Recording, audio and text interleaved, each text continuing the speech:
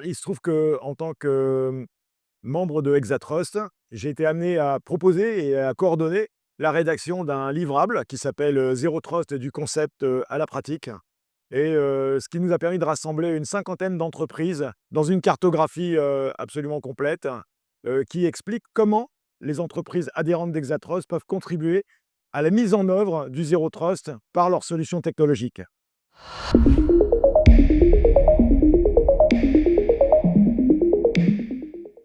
Hem, je pense que les données sont protégées, mais les menaces évoluent. C'est-à-dire qu'on est en train d'arriver, sur un nouveau paradigme, de menaces, notamment avec l'arrivée de l'intelligence artificielle et tout un ensemble de technologies et de menaces qui font qu'on doit partir d'un nouveau principe qui est que la menace est déjà à l'intérieur. Donc ça, c'est un des principes qui est porté par le Zero Trust. Et quand la menace est à l'intérieur, eh ben, il faut aborder les choses d'une façon différente. Donc il faut l'aborder en matière de Zero Trust. Zero Trust étant qu'un paradigme, et ensuite on le décline techniquement ou organisationnellement, et techniquement sur un certain nombre de piliers, organisationnellement sur d'autres dimensions comme la gouvernance, la visibilité et l'orchestration, par exemple.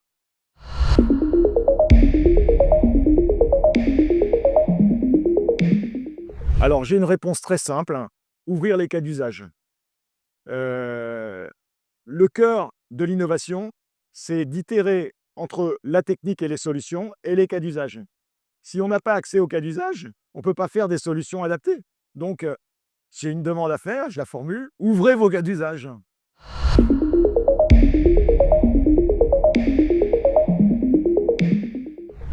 Le Zero Trust, c'est pas quelque chose de nouveau en soi. Ça existe depuis très longtemps dans les systèmes d'information, ça s'appelle le principe de moindre privilège. Sauf que c'était appliqué jusqu'à présent dans une optique de périmétrique, c'est-à-dire les gentils sont à l'intérieur et les méchants sont à l'extérieur, on se protège de l'extérieur. Aujourd'hui, la différence, donc depuis 2007, grosso modo l'arrivée des smartphones et du cloud, ce qui est arrivé, c'est qu'en fait maintenant la menace est à l'intérieur et on a un principe normalement, c'est que un nouveau principe qui arrive, c'est que la menace est à l'intérieur et que l'attaquant est déjà dans le système et donc il faut être en capacité de faire fonctionner les systèmes et de remédier, les problèmes, y compris lorsque la menace est à l'intérieur.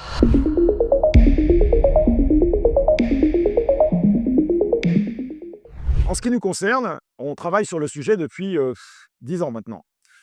Sauf que, ce mot «zéro trust» et cette prise de conscience, elle n'existait pas. Donc on savait qu'il y avait un sujet, mais le sujet, on ne savait pas comment l'aborder avec les utilisateurs, avec les gens et on passe beaucoup de temps à expliquer les choses en faisant de l'évangélisation et il ne se passe rien parce qu'il y a un principe aussi en sécurité qui est quand même curieux.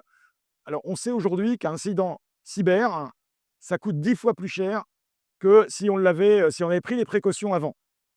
Sauf que, bah, c'est le silence des organes, hein. Tant qu'il ne se passe rien, bah, je suis en confiance et quand il se passe quelque chose, bah, c'est trop tard.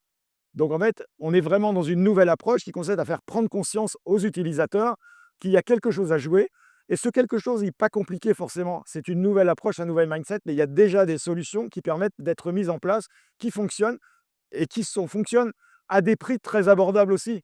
Donc c'est pas quelque chose de complexe, c'est juste une approche en termes de risques, savoir où sont ces risques, comment je les comble et quelles solutions je mets en œuvre pour combler mes risques.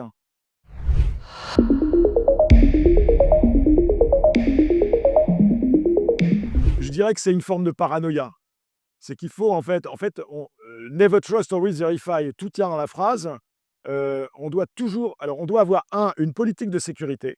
On doit savoir où on va parce qu'il n'y a pas de bon chemin pour celui qui ne sait pas où il va. Donc la politique de sécurité, ensuite, elle s'applique sur les différents piliers et heu et donc cette prévention, elle se met en place par une politique assumée et systématisée sur tous les piliers du Zero Trust. Il y en a 5, je ne vais pas rentrer dans le détail. Vous regarderez la petite brochure sur laquelle tout est précisé. On applique en fait ce principe et ensuite selon l'analyse de risque, eh ben, je vais par exemple pouvoir préférer attaquer le alors il y a un point de passage obligé, c'est l'identification et l'authentification. Ça c'est clair, c'est la première des choses parce que si on ne sait pas qui vient sur le système, eh ben, on ne peut pas protéger. Mais il y a 5 piliers au total et à un moment donné, on va vouloir protéger par exemple les terminaux parce que le terminal, l'appareil, c'est l'appareil de confiance. Donc c'est celui sur lequel on travaille. À partir du moment où on accepte d'aller sur internet à partir de ce terminal, il doit être absolument contrôlé et vérifié. Donc ça peut être une première approche. On peut avoir une autre approche qui est celui de la data. C'est-à-dire dire, mais est-ce que mes données, qui sont très sensibles peuvent être, par exemple, siphonnées ou, oui, siphonnées, c'est le terme qui convient, par une intelligence artificielle qui va être sur mon cloud, qui m'héberge.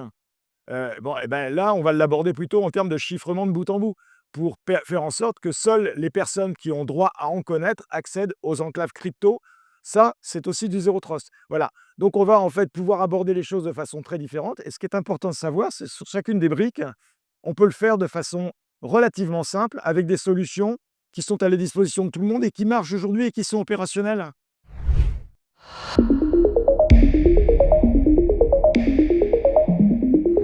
Le FIC, c'est une chambre d'amplification. C'est le plus gros salon en cybersécurité et il a maintenant une existence de plus de 15 ans peut-être. Enfin, il est connu mondialement et c'est une chambre d'amplification. À partir du moment où le salon se saisit du problème de zéro trust, ben, il nous apporte en fait une amplification de ce phénomène. C'est-à-dire que toute l'énergie qu'on avait avant à évangéliser des utilisateurs ou des entreprises pour leur faire comprendre qu'il y avait un problème, ben, ce travail, on ne va plus avoir à le faire parce que c'est le FIC qui va le faire. C'est le forum de la cybersécurité qui le fait.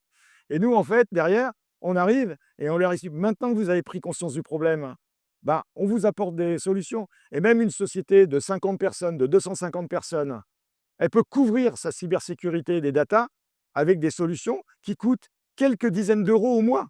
Mais ça, personne ne le sait ou ça ne fait pas sérieux. Et des solutions certifiées par notre agence de sécurité nationale. Et ça, il faut le savoir.